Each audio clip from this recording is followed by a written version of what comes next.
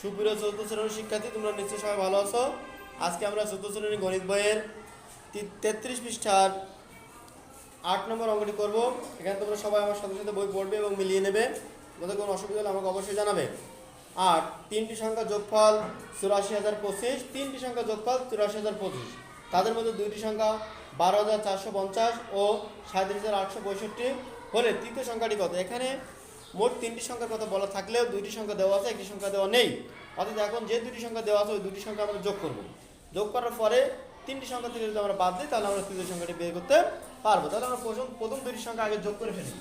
তাহলে আমরা 8 নম্বর প্রথম দুটি সংখ্যা যোগ করব। প্রথম সংখ্যা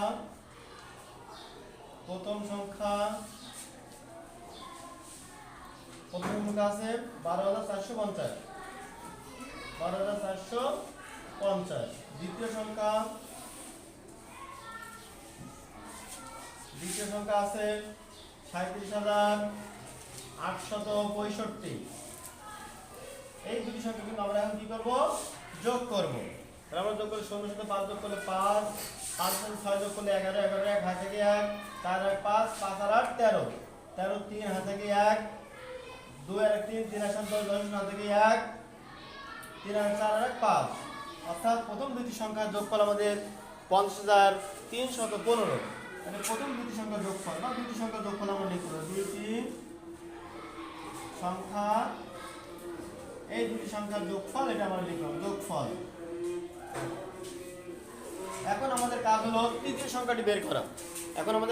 তৃতীয় সংখ্যাটি বের করা। অর্থাৎ প্রথম যে দুটি সংখ্যা আমরা যোগফল বের করলাম তার থেকে যদি আমরা তিনটি সংখ্যা যোগফল বাদ দিয়ে দিই তাহলে আমাদের উত্তরটা হয়ে যাবে। আমরা আবার লিখি, আবার তিনটি সংখ্যা যোগফল লিখি, নিচে লিখি, আমি ধরবে না। তিনটি সংখ্যার যোগফল, তিনটি সংখ্যার যোগফল আমাদের দেওয়া আছে। আমরা এখানে দেখে নেই 84,025। এর মধ্যে আমাদের দুইটি সংখ্যার যোগফল আছে,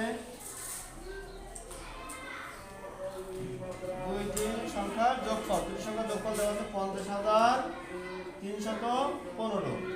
এখন আমাদের বের হবে তৃতীয় সংখ্যাটি বা তৃতীয় সংখ্যাটি।